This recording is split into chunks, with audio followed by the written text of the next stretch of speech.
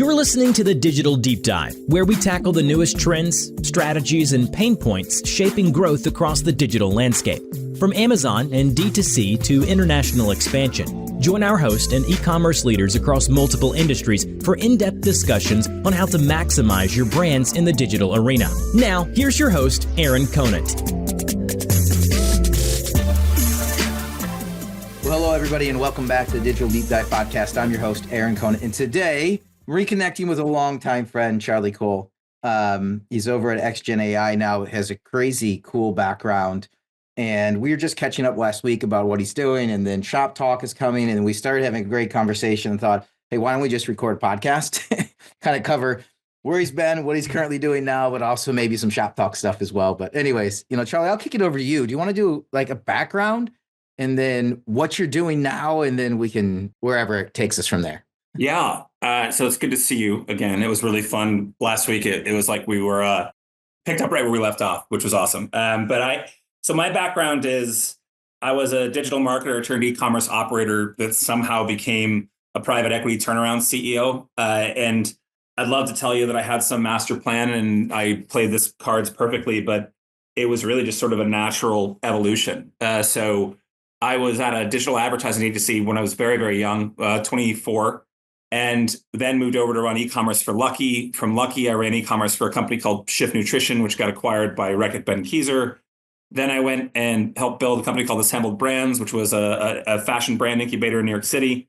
Moved back to Seattle, became the chief digital officer at TUMI. TUMI got acquired by Samsonite, was the global head of e-commerce at Samsonite, and then got a call to be the CEO of FTD. And going back to this idea of just sort of like not really having a plan, but in my head, I was like, FTD, brand I've heard of, CEO, title I aspire to, let's do it. And that was about as much as I thought about it. Fortunately, it all really worked out. I worked for an amazing private equity firm called Nexus Capital Management, run by two guys named Daniel Flesch and Damien, who I always grew up as Giangiacomo, Giangiacomo, I think.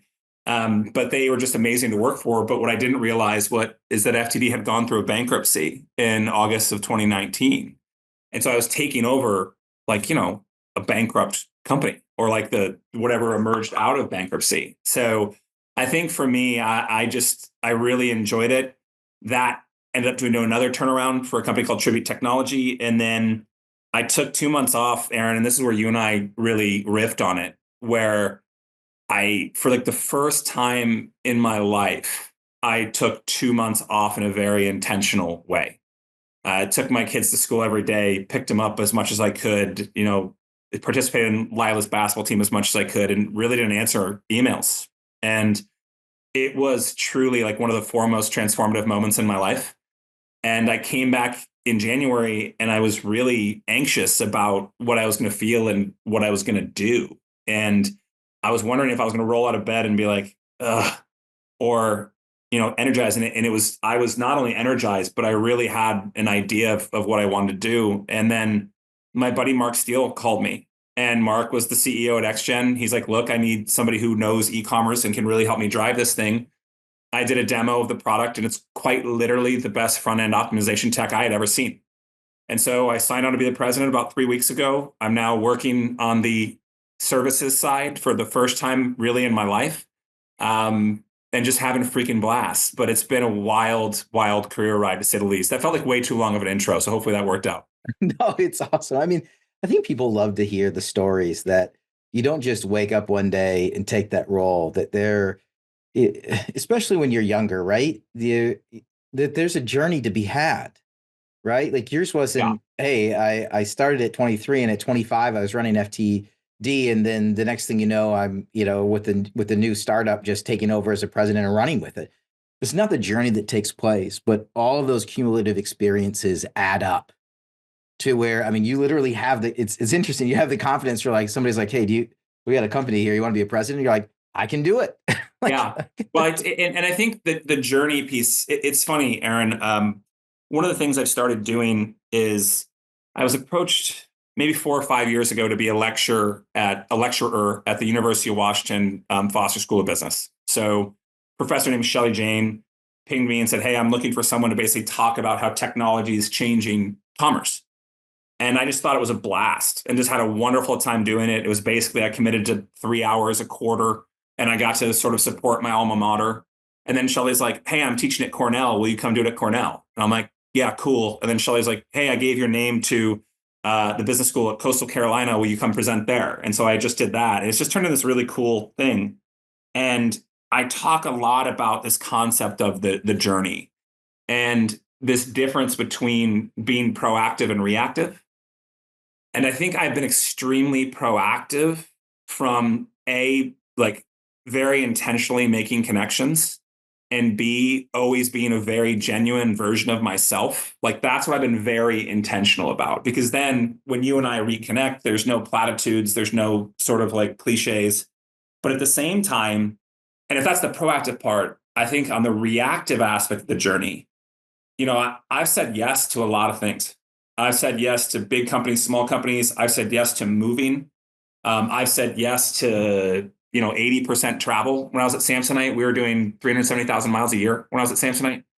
And so I think those things where you talk about the journey, there are places that I think you can plan. There are places I think you can be very intentional and proactive about. But I would argue it's probably more important to be reactive and like to just take certain opportunities as they come, obviously with some semblance of diligence. But at the same time, like you never really know what's going to come around the corner. And I've sort of been tried to present that to especially like recent MBA graduates, because if you think about the business world as a total addressable market, right? Like this is every single job in the world. And you're like, well, I only want to work in Seattle, right? Like it's just like, what is your actual opportunity set going to look like? And there's nothing wrong with the answer. You just have to accept the fact of how that might impact your personal journey. So it's something I think a lot about. You're right. Especially if you think where a marketing program is today versus where it was 10 years ago, even. So my oldest is his freshman year in college, and he wants to be, he's a business and marketing, like double major, right? Yep. And he's like, chip off the old block, it sounds like. Yeah, exactly. So he's asking me, he's like, you talk to these digital marketers all day long. I want to get like, what is it? How do I prep? What is it going to look like when I graduate in 4 years from now?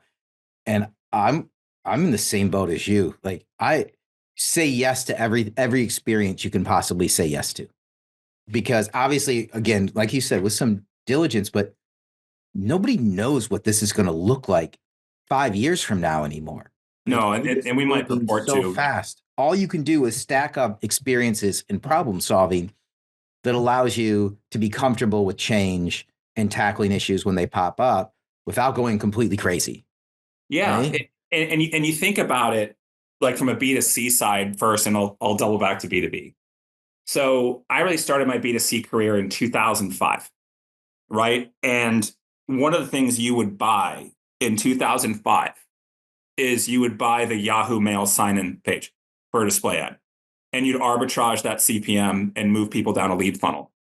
And then you go to like 2010 and you're like investing in, Exact Target and starting to do like really good batch and blast email. And you move forward to 2015 and PLAs are like a big newish thing. And then you move forward to 2018 and you're starting to do texts and SMS, and attentive is a thing all of a sudden. And then you move forward to 2022 and like, I guess I got to get on TikTok. I thought I just figured out Instagram. So like the landscape shifts beneath your feet, whether you like it or not. And obviously those years, I might have butchered the years, but you get my point.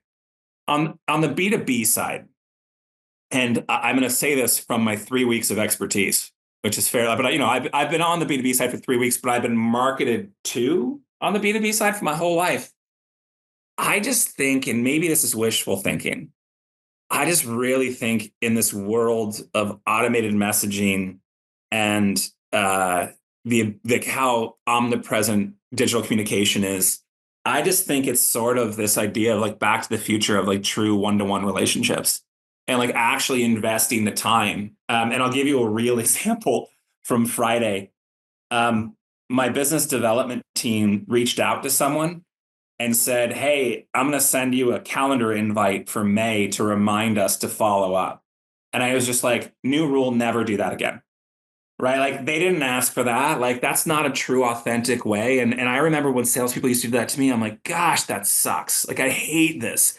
And so I really want to create a business where the only reason I joined is because I know the tech kicks ass, right? And I know we will make people more money. And I know if I was sitting in the seat at Samsonite, I would buy it. It's the only reason I joined. So like the product needs to stand for itself, but how we market it, you know, Aaron, if you said I want to see it, I'd show it to you, but I'm not going to put you in a freaking drip campaign. And so I don't know, maybe that's wishful thinking, but I think that's the other way where marketing is becoming more personal as the technology becomes more ubiquitous. And that's what I kind of hope to convey with XGen. You want to walk through XGen? Oh I'd yeah, love to right. hear a little bit more about it. And again, I totally agree with the. It's funny because I'll put a calendar if somebody wanted me to, and this is I'd be on the brand side. I just do a lot of advising calls. Yeah. They say they maybe attend a webinar, and I'd love to pick their brain because they said something really cool. And I'll ping them and say, hey, would be great to connect, right? Yep. Would love to network, knowledge share. I don't sell anything. So no sales pitch. And they'll ping me back and they'll say, hey, I can't do it. Remind me the beginning of April. I don't send them an invite for beginning of May, Hell April. no, I put a man. reminder on my calendar. You And then I betcha. send them hey, Sandy, really enjoyed, your commentary on the webinar. Would love to pick your brain. Here's a couple of things I'd love to chat about. More than happy to open my network up to you. Let me know if you're still up for it. But yeah, never inviting somebody to a reminder. It's awesome. Well, so XGen, I'm going to start with sort of a hyper simplistic view of what the front end of e-commerce has been. And when I mean the front end, I mean the thing the customer experiences, because there's lots of while they're shopping. There's lots of back end tech and we can get super, but I'm doing everything I can to sort of have an extremely pragmatic view of what generative AI can do to the customer experience. So the first thing is I'm going to give a very simplistic view of how e-commerce front end has been powered up to this point. Basically, you have an item master and a digital asset manager, or a PIM DAM as it's called. That serves as your back end table of contents of the various things you want to show people via product pages, pricing, etc. It's then put into what's called a product feed ubiquitously. That product feed is sent to things like Google Shopping or Facebook for advertisements. That product feed is then supplemented with enhanced attributes, which are generally done either by a merchant manually or by some like piece of AI stuff that like will introduce more and more words into what is ostensibly a flat file table of contents of what you want the world to know, right? So you look at my shirt, is my shirt black or gray? Is it white cuffed or is it gray cuffed? Is it short sleeve or it's long sleeved? Theoretically, this table of contents will have all this information, and then search engines can look at that table of information and apply it to various front-end applications in e-commerce. Think like pricing, promotion, grid sort ordering, site search, recommendations. What XGen is, and what I really want it to be, I want XGen to be the best applier of generative AI to the e-commerce front-end customer experience to improve revenue per session. Okay. What it actually does today is we power site search and recommendations. What it will do tomorrow, call it Q3 or Q4, we're actually doing a guided shopping merchandising piece of generative AI. So you can actually talk to it and talk back. And if you think about what's different about it, yeah, it has that table of contents and we can do semantic and contextual search based on that. But then it also has AI image search. So you don't have to tell it that it's white cuff, that it's short sleeve, that it's 8 buttons, that it's wide shouldered, like whatever this shirt is. And then we have verticalized generative AI models that literally live and breathe and learn. And so as we power all these customers around, the Valentinos, the Armanis, the Sonoses, the Reformations, they are all training models that just get smarter and smarter and smarter and smarter. But not only that, because they're based on top of the kind of composable generative AI network, theoretically, Aaron, if you search for a dress today and there's a runway show in London tomorrow that goes viral, you will get different search results the next day based on what's happening in the greater world. So if you think about what generative AI can do, and I wrote an article about this a couple of days ago, e-commerce has had this promise of personalization for a really long time. And it's all been not true. I just censored myself a little bit because I don't know if this is a family show. But I really believe that generative AI can actually fulfill the promise of improving your customer experience in a one-to-one basis in a way that's been promised for a long time but never been done. And to boil it down really, really simply, you're an e-commerce company, you make more money per session, right? You're a consumer, you have a much better experience, you're more likely to engage that brand and become a raving fan of it.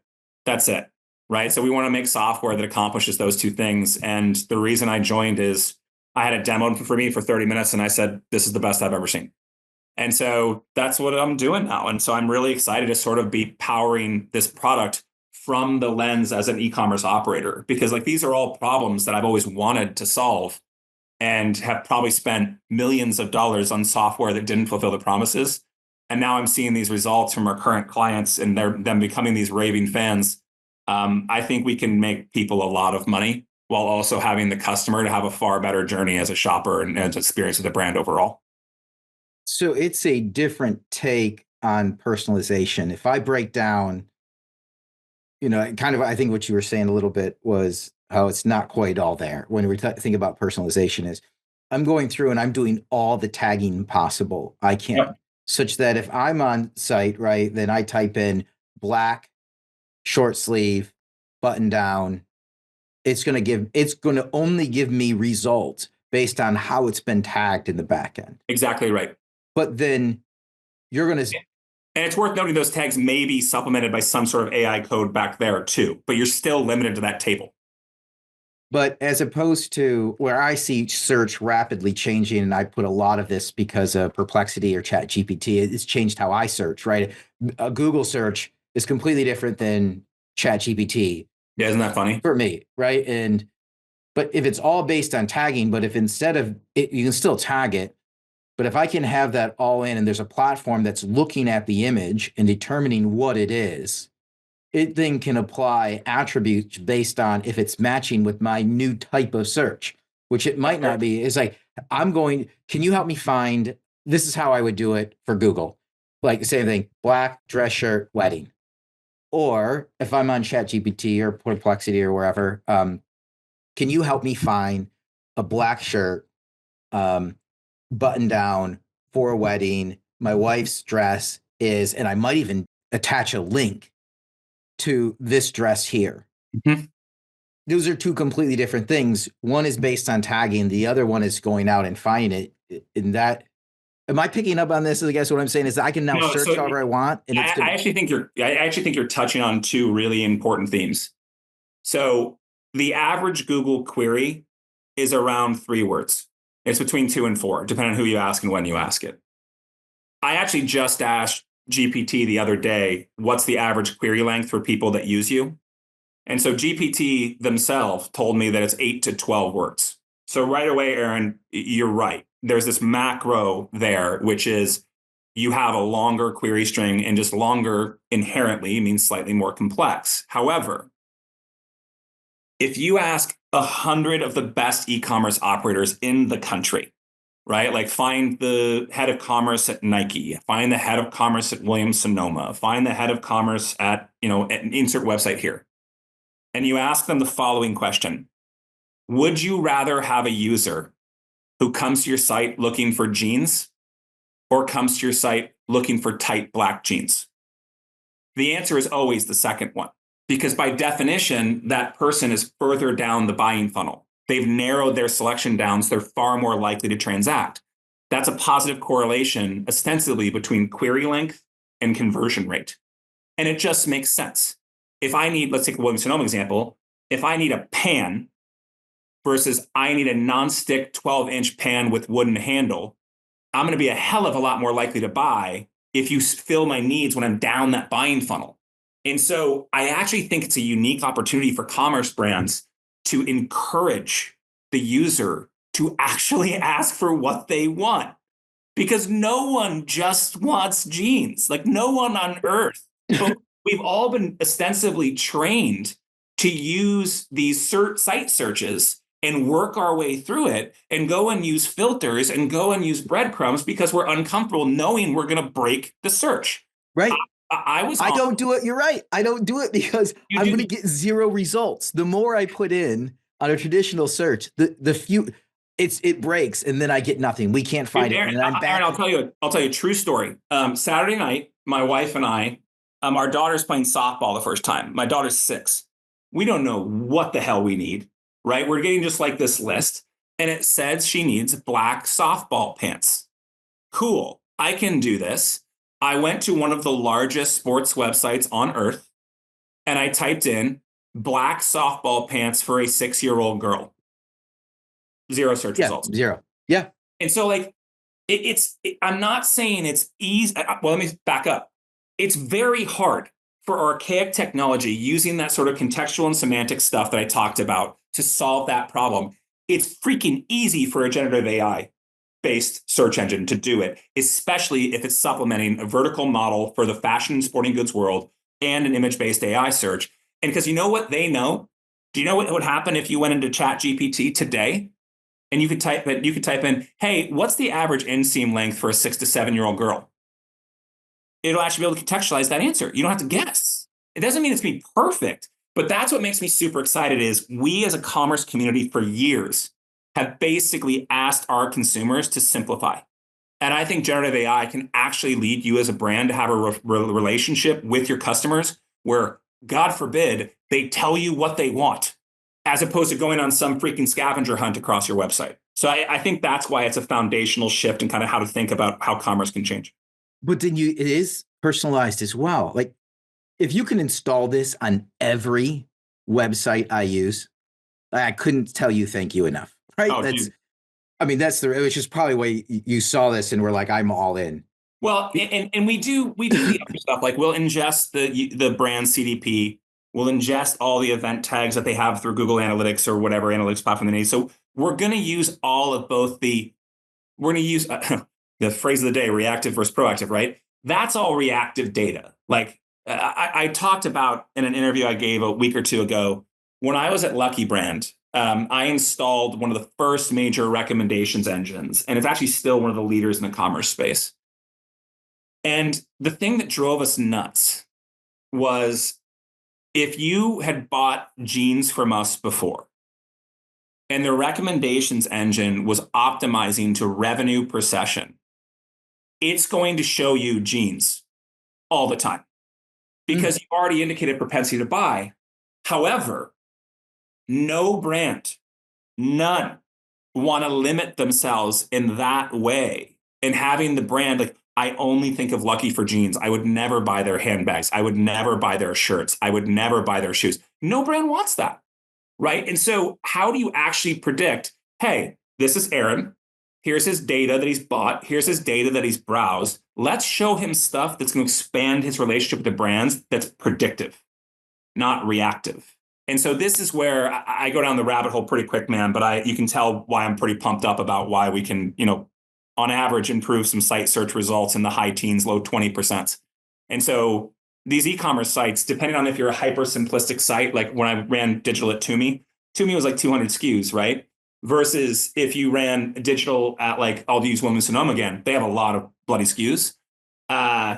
Your site search is usually between 6 and 25% of your sessions. So imagine if you could increase the revenue for 6 to 25% of your users by 20 to 25%, that's like a free 1 to 5% comp. That's where I kind of feel like as somebody who's been on that side of the table, I can really speak to the tech and hold the tech accountable in a way that other people don't. Yeah. Wow. For me, and again, this is all me search, right? And this is all me search. Yeah, all I care, that's actually why I built the product, was just to solve your problems. Yes. It's like, thank you. I appreciate that. Now it's personalized. I've asked you a specific question. And because I've given you more information, this is why almost all of these questions I've switched over, right? To a Gen AI platform is I want to be able to ask a more specific question to me so I can get an answer out. Yeah. Not a bunch of search results, but an actual answer out. And if you can give me an answer to I'm becoming hyper personalized by putting more in. I'm telling you more about myself and what I'm looking for. And if you can then give it to me quicker, I will convert faster. Not only that, but I will come back again and again and again because you made it so simple and giving me exactly what I wanted. Oh, and then if you want to add in anything else. Hey, by the way, based on your search and everything else, you might need, a pair of pants, or here's the number one selling tie.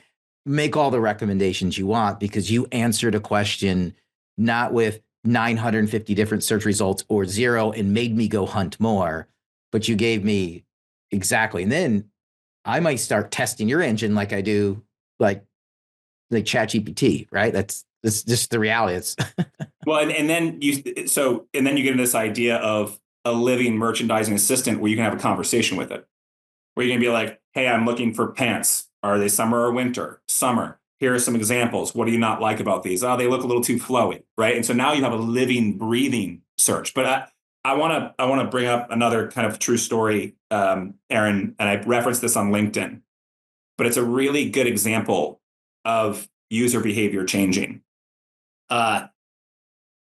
We do this thing around my dinner table every night where my wife, my daughter who's 6, and my son who's 5, and myself talk about the thing that their favorite moment of the day and one time they were kind. And we just do that every night. It's just sort of like a tradition we do.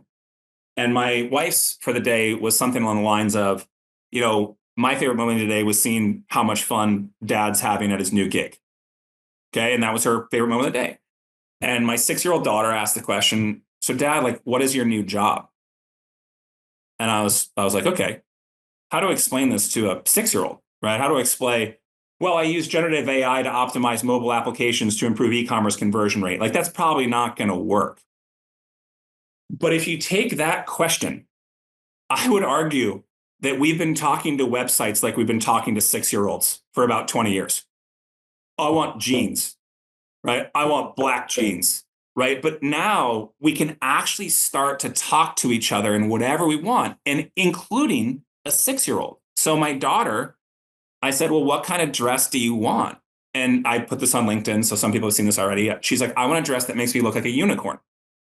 And I put it in the website and pulled up, and she's like, Dada, that one's perfect. What she had said in her head was, I want a super sparkly, like fun, rainbowy dress. But she said, I want a dress that looks like a unicorn. Generative AI can get there. There isn't a product feed on earth that has the attribute dress that looks like a unicorn. So they're flying blind. And this is where I think the average e-commerce professional is going to be like, yeah, but people don't search like that. Why? It's because we've been trained not to. And so you go to some of our customers' websites, they will prompt you to search for elegant black dress for a dinner party. They'll actually encourage you. And then you'll be like, wait, I can search like that? And so I do think that there's something to be said about how much of a consumer behavior is because we've trained consumer to talk to us like a 6-year-old versus what do consumers actually want to do. And that's where I think generative AI can be a true unlock for our product and beyond. 100%. I'm having fun, man. Like, this is fun. It's literally solving the problems that I've like railed against my entire career. It'll be amazing. I want it rolled out on every site that I shop on. You got it. Give me your brand list. I'll reach out. I have to make 50 connections after this. You got it. And just tell people, like, if you show up at a dinner, you're required to install this on your search. Because I mean, that's it. It just makes life. I don't have the time to search through search results anymore. I do everything with Perplexity or ChatGPT. Like, I plan vacations on them. Literally everything. Look up recipes. It doesn't matter. Like, I do everything, right? Like, just for the fun of it, I'm training again, my oldest and the other kids to just try it out. Yeah. How many different ways can you try to break the system? And if you can break it, then maybe you've got a business opportunity. And also it's worth noting that it's just going to get better and better and better and better and better. Like Jensen Huang was quoted, I think about 2 months ago, that their ability to double processor speeds for generative AI based chips is doubling every 14 months. Now, remember Moore's law with Intel processor speeds, which kind of launched this whole idea of like really being able to do machine learning in real time, was every 18 months. And so like, it's not like we've met peak optimization here. If anything, if this is a 9-inning game, I would guess we're in inning 2 or 3, which is both super exciting and a little scary. Yeah. This is awesome. So we have to shift right as we get to the end here. We have to shift it to Shoptalk. Are you excited about it?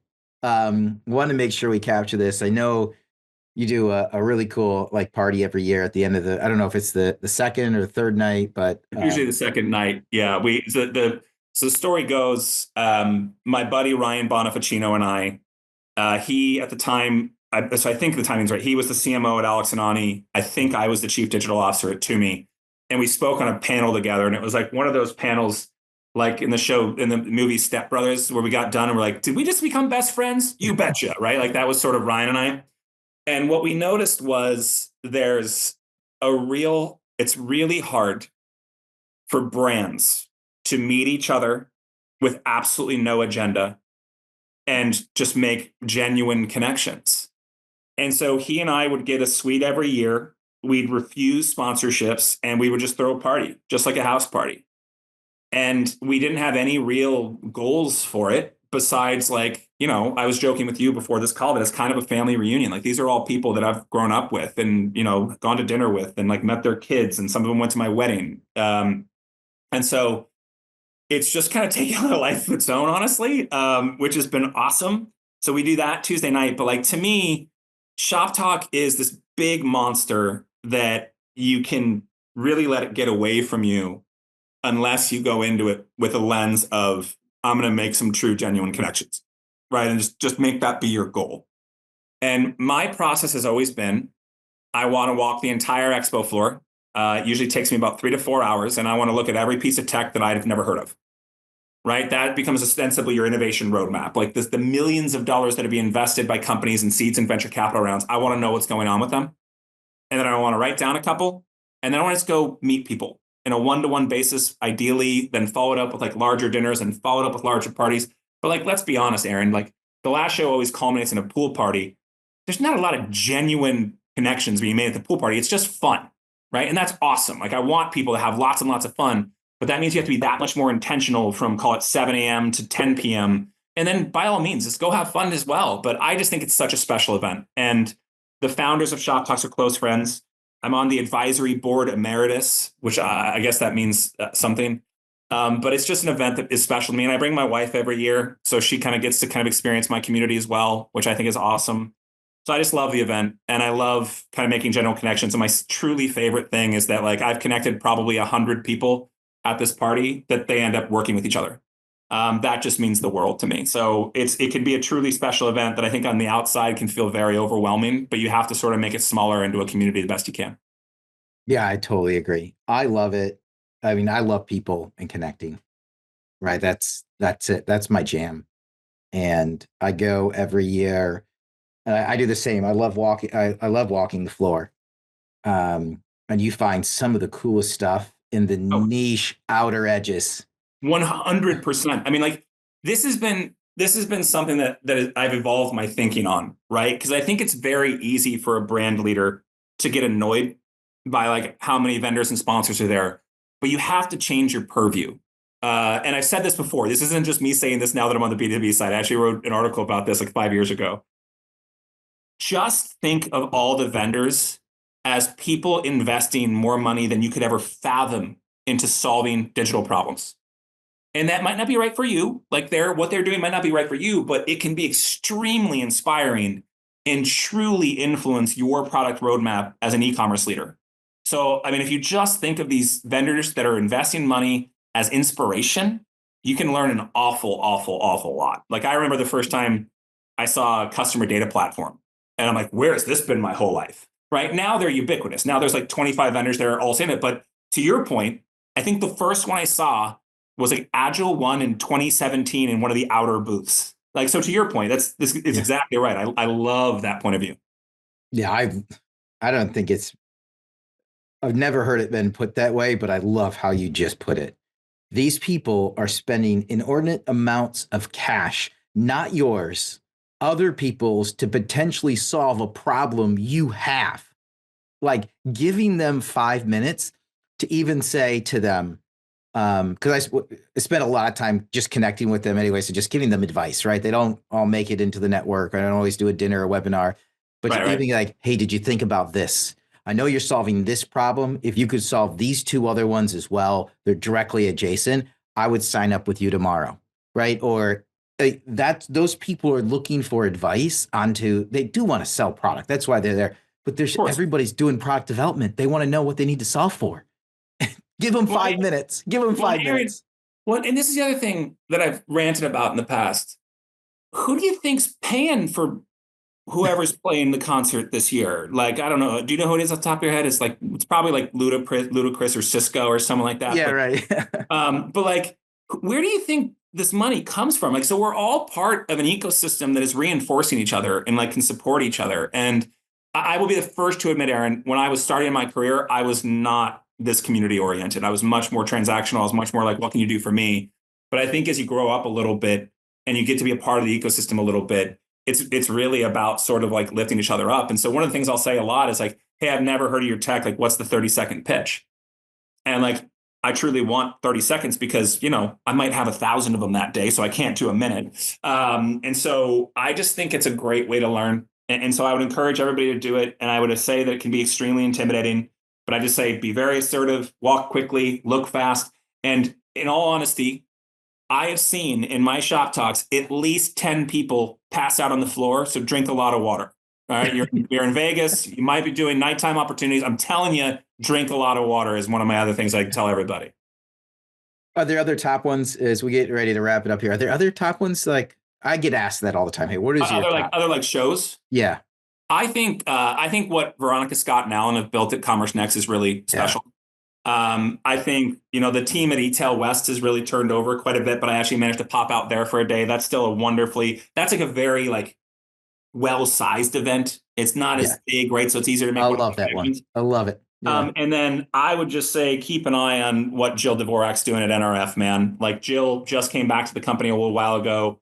I'm excited about NRF Nexus. But Jill is just an e-commerce veteran and just a remarkable human being that I bet she will do some pretty special stuff. So those would be the 4 that I leap to mind for me. Oh, and if you're looking for a small group, I think what Marty Funk does at Retail Ascendant, they're very, very good as well. So that'd be my hit list and the ones that I've always participated in the brand. And now I'm like, hey, I guess I'm a sponsor now, which is an awkward interchange. Well, Charlie, this has been an absolute pleasure. Really appreciate you and jumping on today and sharing. And any of my network I can share with you. More than happy to do it. Likewise, Bill. Great to see you. But with that, we're going to wrap up this episode of the Digital Deep Dive. Thanks, everybody, for listening in.